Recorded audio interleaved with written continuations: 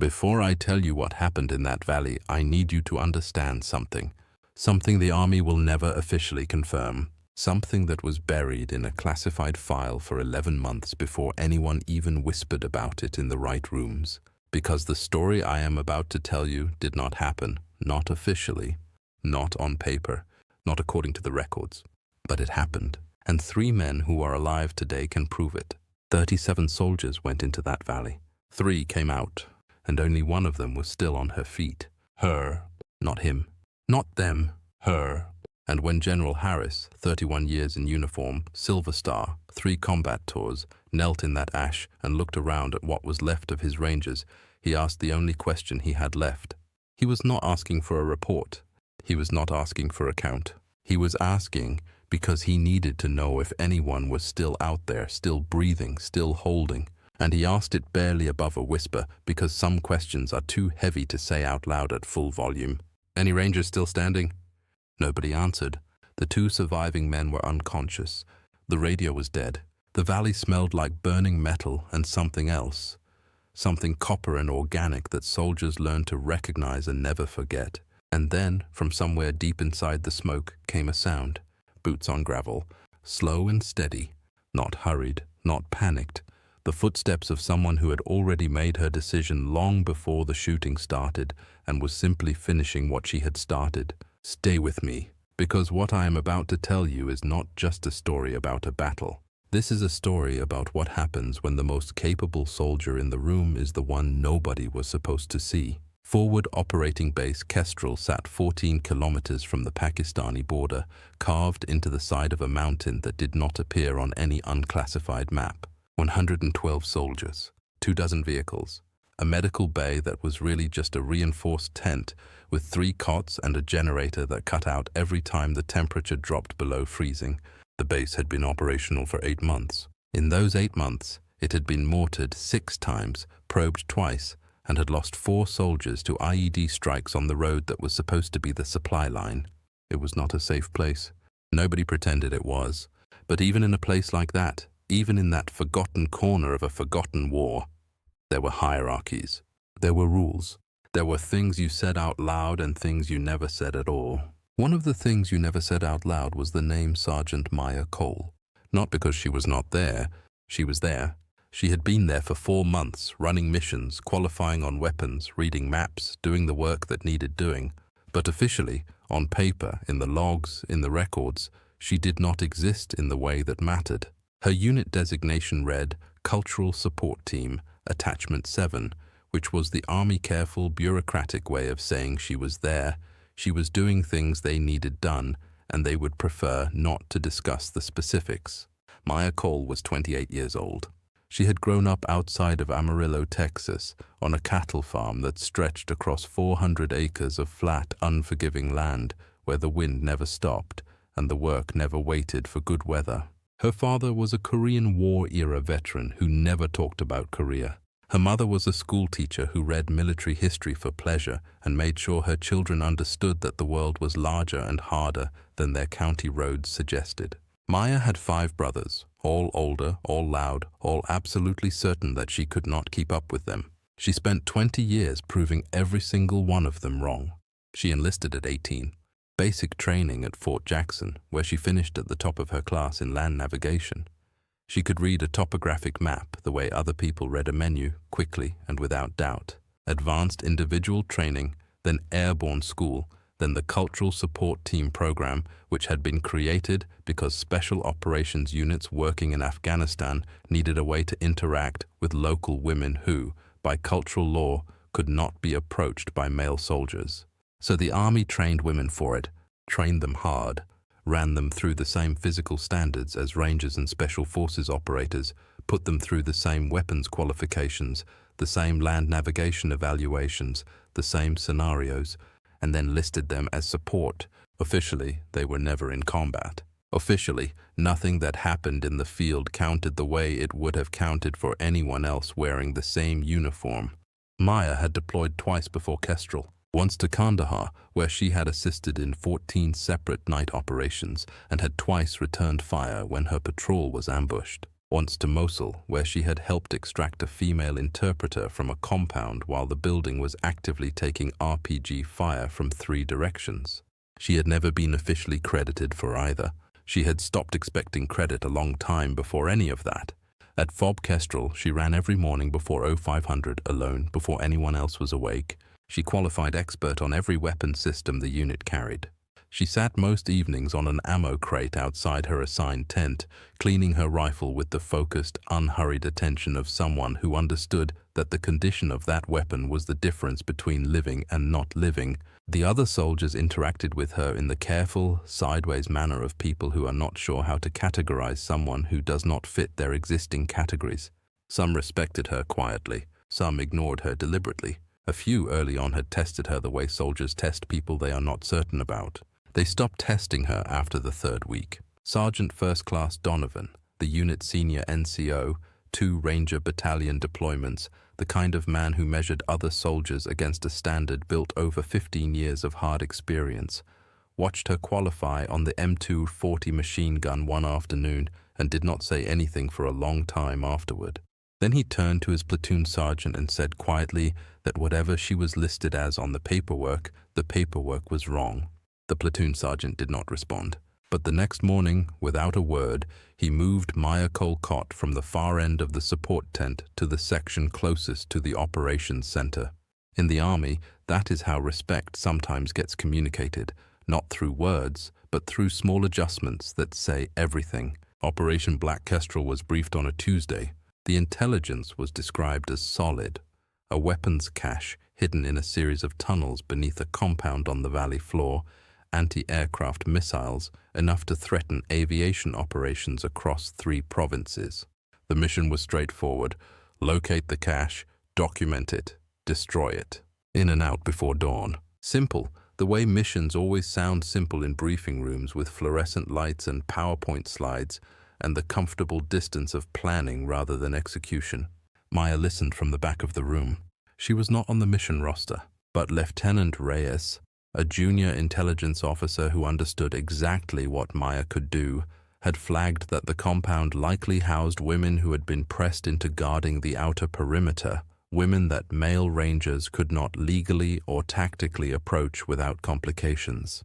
So Maya was added, listed as cultural support liaison, listed in practice as whatever you need. They moved out at 200. The night was cold the way Afghan mountain nights are cold. Not just temperature, but weight, the kind of cold that gets into your gear and stays there. 37 Rangers in full kit, moving in 4 elements through terrain that was all shadow and loose rock and the kind of silence that presses in on you. Maya was embedded with the command element. She had a bad feeling before they reached the valley floor. She could not fully explain it, but soldiers who have been in enough situations learn to trust the feeling, the way the air sits, the way there is no sound when there should be some, the way the darkness feels occupied rather than empty. She clicked her radio twice, the signal for pause and listen. The command element stopped. Maya, something is wrong. It is the silence. There should be insects. Captain Reardon, we are on a timeline, Cole. Maya, I know, sir, but there should be insects. Reardon looked at the valley, looked at his watch, looked back at her. He made a decision. He kept moving. 22 seconds later, the valley exploded. It was not an ambush. Ambushes are reactive, accidents of timing and opportunity. What happened in that valley was an orchestration. The first explosion took out the lead element front vehicle. A precision IED buried directly in the path the advanced scouts had cleared 40 minutes earlier, which meant it had been placed after the scouts passed, which meant someone was watching in real time, which meant the intelligence had not just been wrong. It had been fed to them deliberately. The second and third explosions came within 4 seconds, RPG strikes on the flank vehicles, cutting off lateral movement before anyone could react. Then the shooting started from the ridge lines. Left ridge, right ridge, the high ground ahead. 360 degrees of fire. In the first 90 seconds, they lost 8 men. Captain Reardon took a round through the thigh in the first minute and went down, applying his own tourniquet, screaming into the radio for air support that was 12 minutes away. The radio operator was hit in the second minute. The lieutenant, youngest officer on the patrol, 3 months into his first deployment, was killed in the third by a round that came from a direction no one had covered. The command element was gone in under 4 minutes. What remained was chaos and smoke and the sound of men dying and weapons firing from positions that seemed to be everywhere at once. Maya Cole did not freeze. In a situation of that kind of sudden, overwhelming violence, the brain does one of 3 things. It freezes, it panics, or it narrows. The best soldiers, the ones who survive situations that kill everyone else, have brains that narrow. Everything becomes very simple, very clear. One action, then the next, then the next. No future, no past, no what if, just the immediate decision in front of you and the correct execution of it.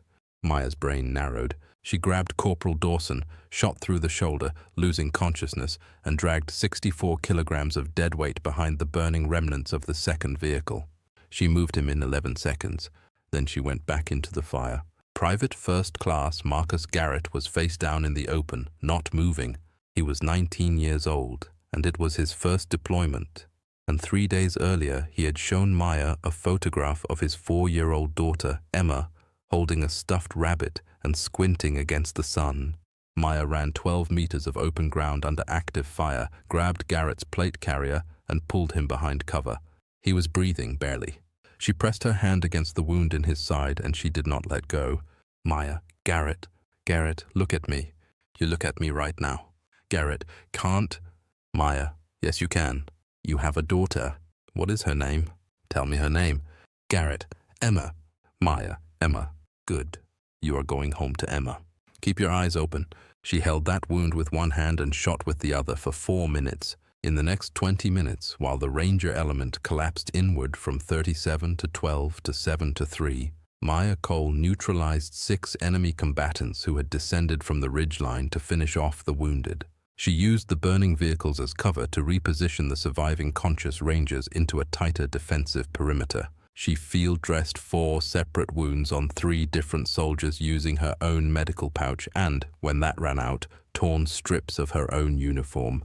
She stripped a working radio from a fallen operator and got a partial transmission to Fob Kestrel, enough to confirm the patrol's location before the radio died. She set trip flares on every approach she could not physically watch. She did not stop. She did not sleep. She did not consider leaving.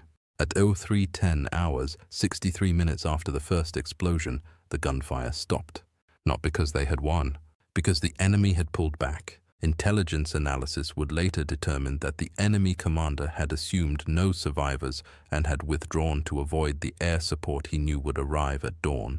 He had not accounted for the possibility that 3 men who should have been dead were still alive because someone he had no intelligence on had refused to let them die. The QRF helicopter arrived at 0347. General Richard Harris was on it, which had not been planned. He had been at the operations center when the partial transmission came in, and he had simply walked to the helicopter and gotten on, the way men with 31 years of service sometimes make decisions, without ceremony, without deliberation, because the decision is obvious and the only question is how fast you move. Harris had been in Mogadishu in 1993. He had been in Fallujah in 2004. He had walked through the Korangal Valley in 2009 and carried 2 of his own men out on his back. He was not a man who was easily shaken. What he saw at the bottom of that valley shook him. It was not the destruction. He had seen destruction. It was not the bodies. He had seen bodies. What stopped him, what made him slow down and look, was the perimeter. Whoever had survived had, in the middle of an active firefight with no support and limited personnel, constructed a textbook defensive position. The vehicles were angled to create overlapping fields of fire. The wounded were positioned in the center behind the heaviest cover. The approaches were marked with trip flares. Someone had thought through all of this while the world was burning. He walked through the smoke slowly, looking at it, reading it the way experienced soldiers read ground, not just seeing what is there, but understanding the decisions behind it. He found Donovan first, propped against a vehicle door with a tourniquet on his leg, awake and holding. Then Dawson, pale and drifting but alive. Then Garrett, his wound packed with improvised dressing, his breathing shallow but steady. Harris knelt beside Donovan. Harris, who built this perimeter, Sergeant? Donovan, she did, sir. Harris stood and turned. She was walking toward him through the last of the smoke. Her uniform was torn at the left shoulder. There was a deep cut above her eye that she had not treated. Her hands were dark with other people's blood. Her rifle was slung. Her face was completely, entirely calm. The calm of someone who had been afraid, had worked through it, and had come out the other side of something most people never survive long enough to come out the other side of. She stopped 4 meters away and looked at him directly. He asked it quietly, not for the cameras, not for the record, just because it was the only thing left to say. "Any Rangers still standing?" "Maya." "One, sir." He looked at her for a long time. His aide stepped close and murmured in his ear. Sergeant Maya Cole was not on the mission manifest. No official combat authorization. Not supposed to have been in that valley. Harris nodded once, slowly, and kept looking at her. Then he stepped forward, close enough that only she could hear. "Harris, I am going to remember this. Whatever happens next, whatever they tell you, I am going to remember exactly what I saw here this morning." The Army response was swift and almost entirely concerned with the wrong things. There were investigations into the intelligence failure, the mission planning, the equipment losses, and there was a quiet, uncomfortable conversation about Sergeant Maya Cole, held in a small briefing room 48 hours after the valley, with 4 senior officers on one side of a table and Maya on the other, alone, because she was not officially in enough trouble to need an advocate. Colonel Walsh: "Sergeant Cole, you understand that your presence in that operational environment was outside your authorized parameters." Maya: "I understand, sir." Walsh: "You engaged enemy combatants multiple times." Maya: "Yes, sir. They were going to execute the wounded." Walsh: "Sergeant, you understand the position this puts the command in." Maya: "Sir, with respect, Corporal Dawson has a wife and 2 children in Fayetteville. Private Garrett has a daughter named Emma. Sergeant Donovan has given 16 years to this army. All 3 of them are alive right now. I would like someone to explain to them specifically what position that puts the command in." The room was quiet for a long time. Colonel Walsh looked at the officer to his left. That officer looked at his notes. The officer to his right looked at the table. Nobody had an answer, because there is not one. There is no regulation, no manual, no policy document that tells you what to say to a soldier who did something extraordinary in a situation that shouldn't have been survivable, and then you ask her to explain herself for doing it. General Harris was not in that room. He had spent the morning of that meeting writing 4 hours, a complete and detailed first-person account of everything he had observed at FOB Kestrel, the perimeter, the wounded, the improvised medical treatment, the evidence of correct decisions made under conditions of extreme fire. He attached the statements of Dawson, Garrett, and Donovan, all 3 of whom had given, independently, the same answer when asked what had happened. "She saved us. She did not leave. She held the line." Harris addressed his letter to the Secretary of the Army. Near the end he wrote, "I have served under 4 presidents and in 8 combat theaters. I have seen valor in its many forms. I am writing today because I witnessed something in that valley that I have a professional and moral obligation to report accurately, regardless of how it complicates our existing policy frameworks. Sergeant Maya Cole performed, under conditions of extreme and sustained enemy fire, at a level of tactical competence and personal courage that I have rarely witnessed in 31 years of service. The fact that she is a woman is a fact. It is also entirely irrelevant to what she did and why she did it. She did not save those men because of her gender or in spite of it. She saved them because she is an exceptional soldier. Our records should reflect that. History should reflect that. I intend to ensure that it does." The letter was received. It was reviewed. It was classified. And then, 3 weeks later, quietly and without announcement, a decision was made. A Silver Star, the 3rd highest combat decoration the United States military awards, presented in a room with no flags, no cameras, no formation. 4 people: Harris, his aide, a JAG officer for documentation, and Maya Cole. Harris held the medal for a moment before he approached her. He looked at it the way men who have given many awards look at them, not casually, but with the full weight of what it means to give one and mean it. He did not pin it. He placed it in her open hand and pressed her fingers closed around it. "Harris, the citation is classified. The specifics will not be accessible through standard channels. The men you saved know what you did. I know what you did. The Army may take a long time to catch up to the truth of that valley. Institutions move slowly, but the truth does not change based on how long it takes someone to write it down." Maya looked at the Silver Star in her closed hand. Then she looked up at him. Maya, Emma Garrett is going to grow up with her father. That is enough, sir. Corporal James Dawson recovered over 6 hours of surgery in Landstuhl and was back on limited duty 4 months later. He never returned to combat operations.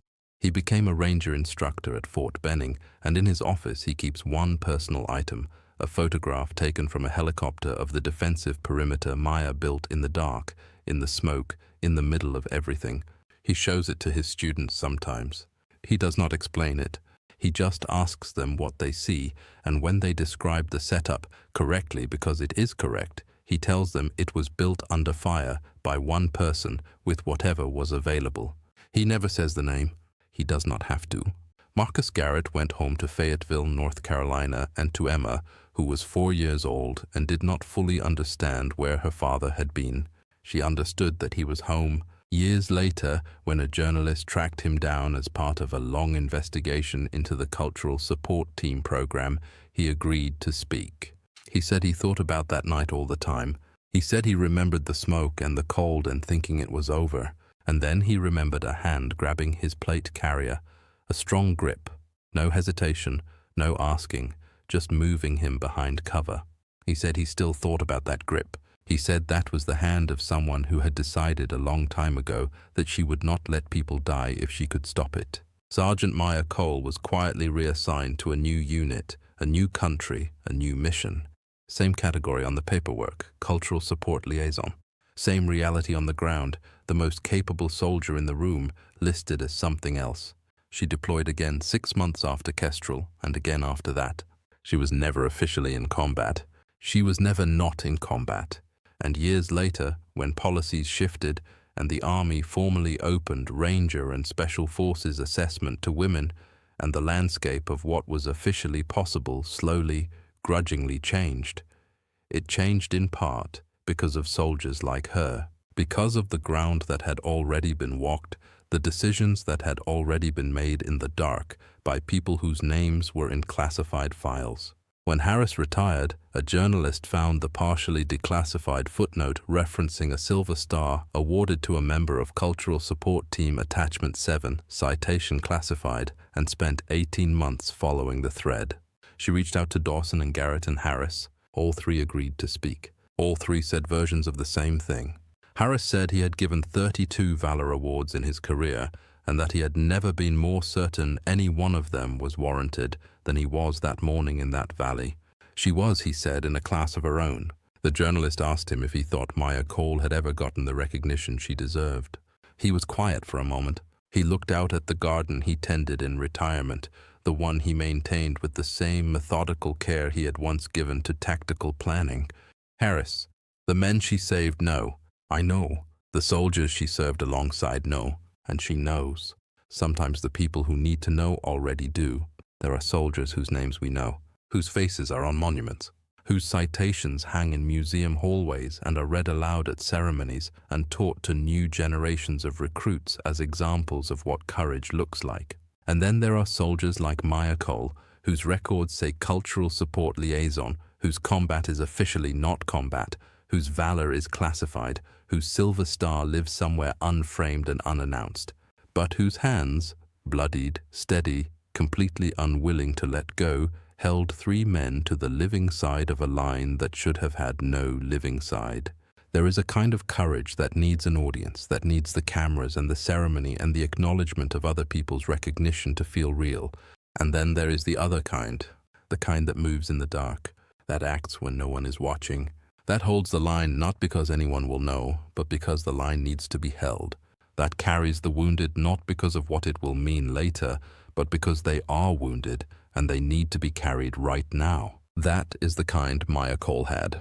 And when a general, exhausted and grieving, knelt in the ash of what had been his Rangers and asked, "Any Rangers still standing?" she was the answer. She has always been the answer. And now, because of the men who remembered, and the general who wrote 4 hours of truth to the Secretary of the Army, and the journalist who spent 18 months following a footnote, she will always be the answer. Even if the file stays classified, even if the citation stays buried, the story is out. And stories once told do not go back. If this story moved you, If you believe that valor does not come in only one shape and courage does not wear only one uniform, subscribe to Code of Valor right now. Every week we go looking for the stories the history books leave in the margins. The soldiers nobody put on a poster. The acts nobody filmed. The moments that changed everything. Quietly, without applause, in the dark, without an audience. We find them. We tell them. We make sure they are not forgotten. Hit subscribe, turn on your notifications, and leave a comment below. Tell us what valor means to you. We read every single one. This is Code of Valor, and we will see you in the next story.